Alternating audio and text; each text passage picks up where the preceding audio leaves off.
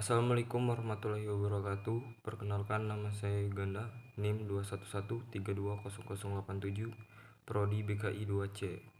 Di sini saya akan menjelaskan hadis sebagai sumber ajaran Islam dan ingkar al-sunnah untuk memenuhi tugas mata kuliah ulumul hadis. A. Kedudukan hadis sebagai sumber hukum Islam didasari yang pertama adalah Al-Quran.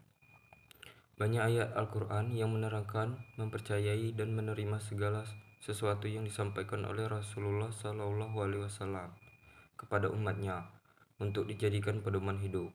Di antaranya adalah Ali Imran yang artinya Allah sekali-kali tidak akan membiarkan orang mukmin seperti keadaan kamu sekarang ini, sehingga dia memisahkan yang buruk munafik dari yang baik mukmin, dan Allah sekali-kali tidak akan memperlihatkan kepada kamu hal-hal yang gaib, akan tetapi Allah akan memilih siapa yang dikehendakinya di antara rasul-rasulnya.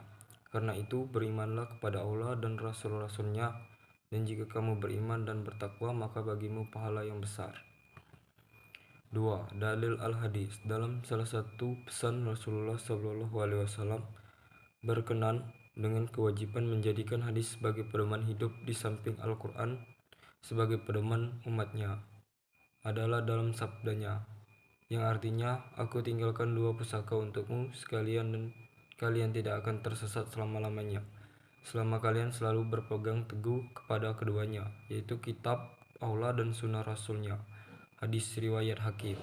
Hadis tersebut di atas menunjukkan kepada kita bahwa berpegang teguh kepada hadis atau menjadikan hadis sebagai pegangan dan pedoman hidup adalah wajib sebagaimana wajibnya berpegang teguh kepada Al-Quran. 3. Kesepakatan ulama ijma. Ulama Islam telah sepakat menjadikan hadis sebagai salah satu dasar hukum dalam amal perbuatan karena sesuai dengan yang dikehendakinya oleh Allah. Penerimaan hadis sama seperti penerimaan mereka terhadap Al-Quran, karena keduanya sama-sama merupakan sumber hukum Islam. Kesepakatan umat muslim dalam mempercayai, menerima, dan mengamalkan segala ketentuan yang terkandung di dalam hadis telah dilakukan sejak masa Rasulullah, sepeninggal beliau, masa Khulafaur Rasyidin, hingga masa-masa selanjutnya dan tidak ada yang mengingkarinya. Dalil-dalil kehujahan hadis. Pertama, Al-Quran. Artinya, hai orang-orang yang beriman, taatilah Allah dan taatilah Rasulnya dan ulil amri di antaranya kamu. Kemudian jika kamu beralih pendapat tentang sesuatu, maka kembalikanlah ia kepada Allah, Al-Quran, dan Rasul. 2. Hadis Nabi. Aku telah meninggalkan kepada kalian dua perkara. Kalian tidak akan tersesat untuk selamanya selama kalian berpegang teguh kepada keduanya, yaitu kitab Allah dan sunnah nabinya. 3. Ijma, kesepakatan. Para sahabat seluruhnya telah menyepakati kewajiban mengikuti sunnah Nabi SAW, karena sunnah tersebut merupakan wahyu dari Allah Subhanahu wa Ta'ala dan telah memerintahkan kepada kita untuk mengikutinya. Demikian pula dengan Rasulnya, sebagaimana dalam riwayat-riwayat yang telah disebutkan terdahulu. C. Fungsi hadis terhadap Al-Quran. Sebagai sumber ajaran kedua setelah Al-Quran, hadis tampil untuk menjelaskan bayan, keumuman isi Al-Quran. Hal ini sesuai dengan firman Allah, Quran Surat Al-Nahl ayat 16, yang artinya, dan kami turunkan kepadamu Al-Quran agar kamu menerangkan pada umat manusia apa yang telah diturunkan kepada mereka dan supaya mereka memikirkan. A. Bayan at-Takyir. Bayan at-Takyir disebut juga dengan bayan at-Takkid dan bayan al-Itsbat. Yang dimaksudkan dengan bayan ini ialah menetapkan dan memperkuat apa yang telah diterangkan di dalam Al-Quran. Bayan at-Tafsir.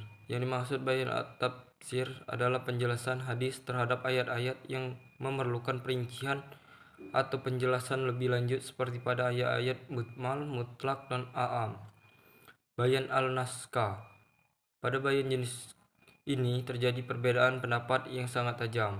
Ada yang mengakui dan menerima fungsi hadis sebagai naskah terhadap sebagian hukum Al-Quran, dan ada yang juga yang menolaknya. D. Pengertian ingkar sunnah. Secara kata, ingkar sunnah terdiri dari dua kata, yaitu ingkar dan sunnah. Kata ingkar berasal dari bahasa Arab yang mempunyai arti diantaranya tidak mengakui dan tidak menerima baik di lisan dan di hati, bodoh atau tidak mengetahui sesuatu. Antonim kata al-irfan dan menolak apa yang tidak tergambarkan dalam hati.